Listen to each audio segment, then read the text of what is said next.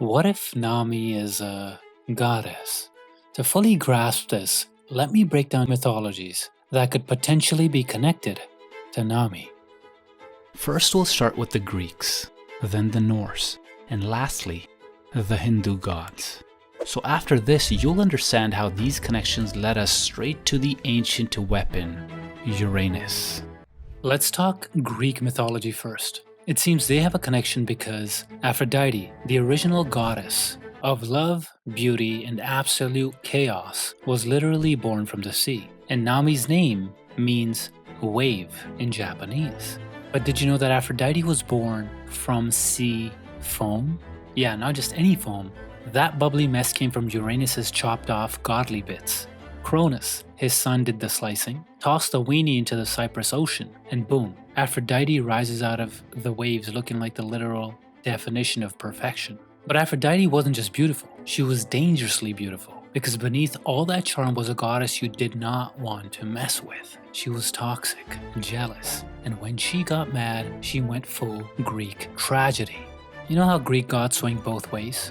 Heracles, or Hercules, flirted with Aphrodite's boyfriend Adonis, and she set off a revenge plot so brutal it led to his death. The lesson was that even demigods can't survive her wrath. So how does this all tie to Nami?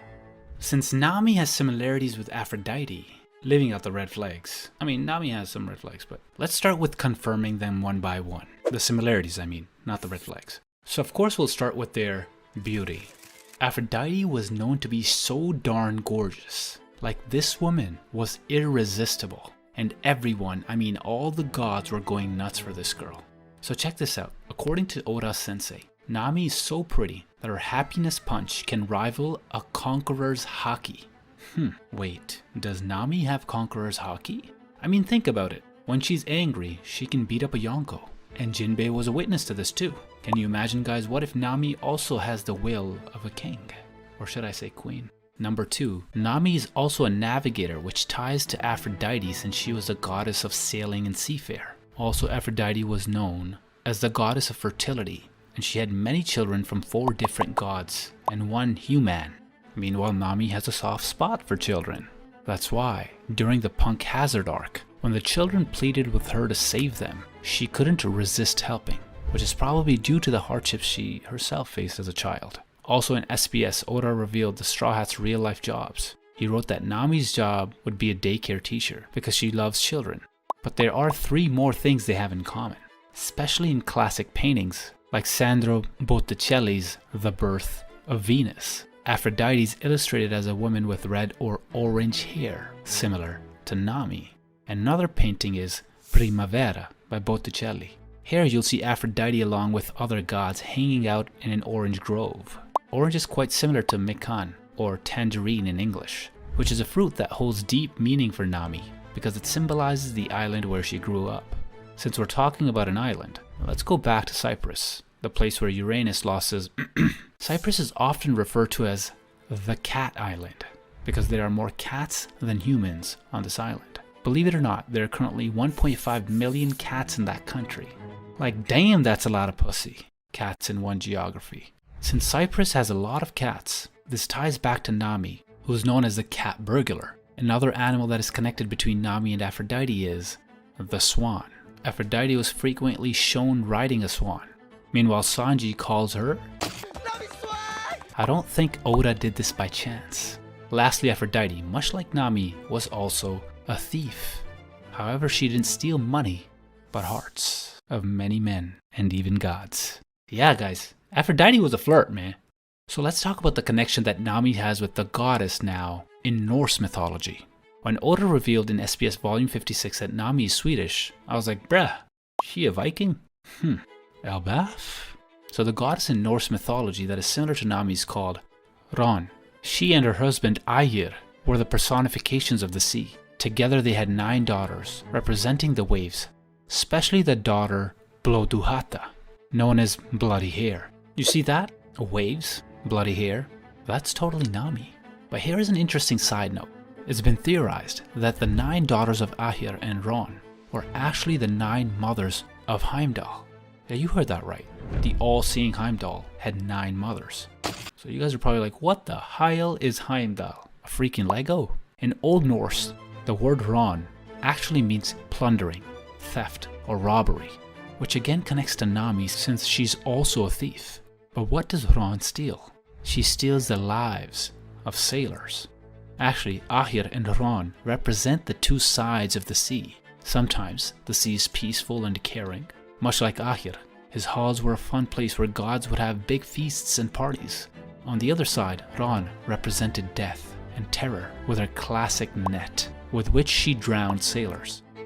But hold on, we're not done with the nets just yet, because that detail actually ties back to Aphrodite too. See, Aphrodite was married to Hephaestus, the god of blacksmiths, and she was cheating on him with Ares, the god of war, basically the quarterback of Mount Olympus. Now Hephaestus wasn't stupid.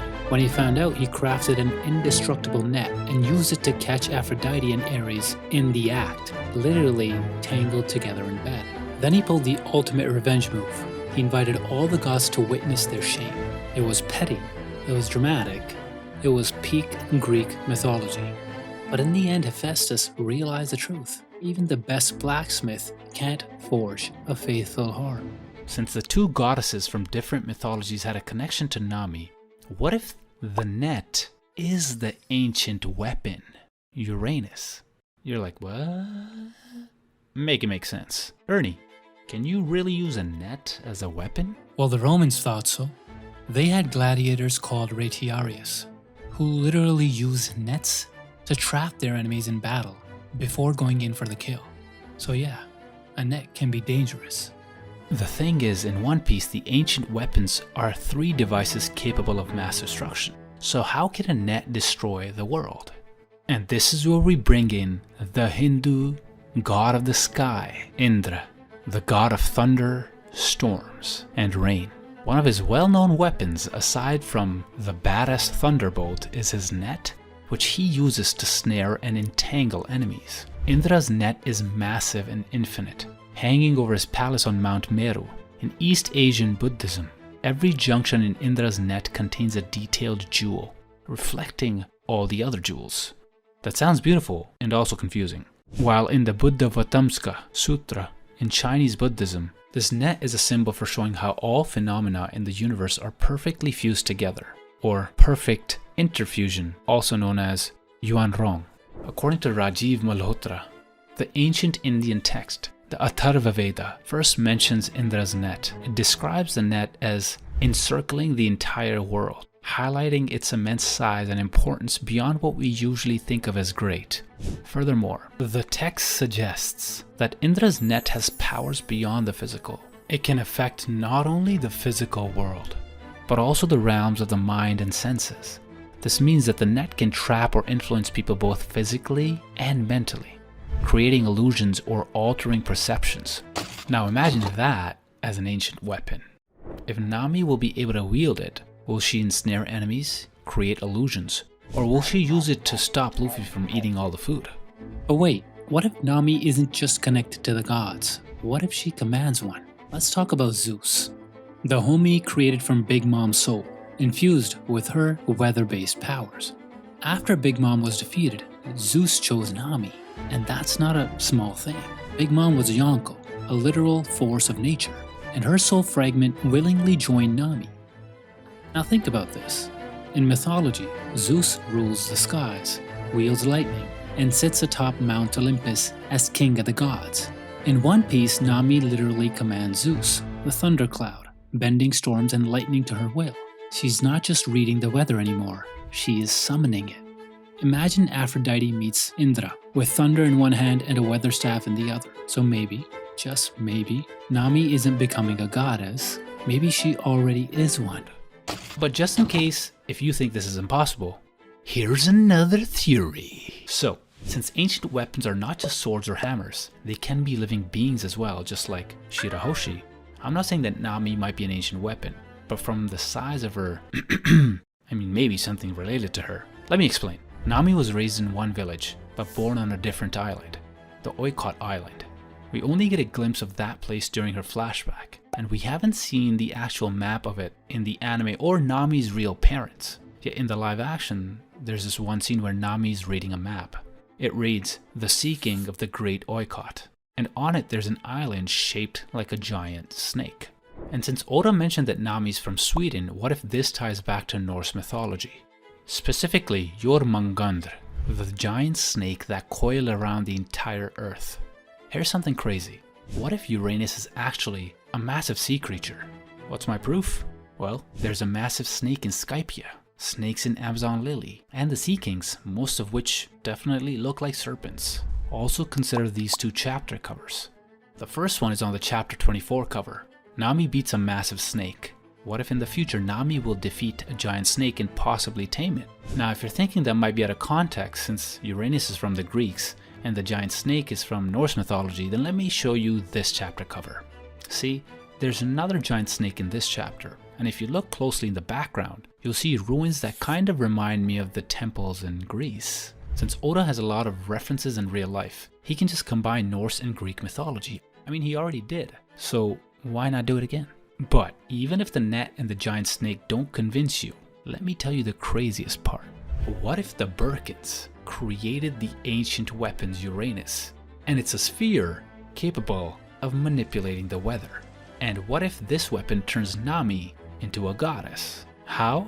Because she is a Birkan. Let me explain. Remember when I mentioned earlier about Oda saying Nami is from Sweden? There's a popular theory that Nami actually comes from Birka. Here are the proofs. Number 1. In Sweden, the oldest settlement was called Birka, which was a major Viking trading center. Number 2. Oda drew Nami with wings, specifically Birkan wings, which point downwards unlike the wings of Skypians and Shandorians. Number 3. Nami easily rode a waver on her first try in Skypia, despite it being mentioned that mastering that vehicle could take 10 years. Number 4. Remember where Nami went during the time skip? She was with Wetheria's scientist, Herodus, who was born in Birka 90 years ago. Now let me show you how the Birkans created Uranus. So let's start with Herodus and his colleagues, who studied and created tools capable of manipulating the weather, one of which is the weather ball. In chapter 596, Nami asks Herodus to teach her about the weather ball. Herodus warned her, explaining that if the weather ball is misused, it could throw the whole world into turmoil. Then Nami asked, "You mean you could use it as a weapon?" Herodus got flustered and responded, "What? Don't say things like that." So why is he so concerned about this technology being misused by the wrong people? Well, it's obviously due to its potential to become a weapon of mass destruction. We've already seen something similar to the weather ball during the Skypia arc, used by another Birkan, Enel. Enel used his devil fruit and his arc, the Maxim, to create a massive sphere filled with electricity, and he called it Raigo. This ball had the power to easily destroy an island. So basically, Enel just created his own version of a weather ball. But why are Birkans so good with weather and engineering? I mean, look at Herodus and his colleagues. They created an artificial sky island, while Enel creates a flying ship, because it's in their blood. When Enel was defeated, he went straight to the moon. There, he discovered an underground ancient city, which is known as none other than Birka. So Birkans, Shandorians, and Skypians once lived on the moon. Together they came up with some pretty advanced tech, like robots, aka the Automata, and flying ships. Kinda like the Maxim. Wait, scratch that. The ships were actually more like the balloon ship with the Wetheria scientists have. And if you take a good look at those ancient drawings, you'll see that the winged races were holding balloons. This means they used these ships to head to the blue planet, because the moon was running low on resources, and they just had to leave it. Now this is the part where I'm 100% convinced that the Birkans created the ancient weapon Uranus. And to make this theory even more crazy, let me share something mind-blowing. I think Oda was inspired by a historical event that happened way back in 2009. So, in June 2009, the Japanese spacecraft Selene detected a mineral on the moon. The mineral was uranium. While on Earth, uranium was discovered in 1789 by the German chemist Martin Klaproth, who named it Uran after the planet Uranus. Bruh, Birkans, the moon, uranium, Uranus? Coincidence? I think not. Now with all these hints I've given you, doesn't it fit well with Nami? I mean, look at her. She's a smartass. She has this weird ability to sense weather changes. She can easily ride a waver. aren't these all Birkan traits? Okay, for a second, let's just pretend she is a Birkan, alright? And her ancestors created Uranus. And to wield this ancient weapon, what if you had to be Birkan? Imagine if Nami got that kind of power. Wouldn't she be considered a god as well? Remember in the Skypia arc, we learned that their rulers are called God? So what if getting Uranus turns Nami into something like a goddess?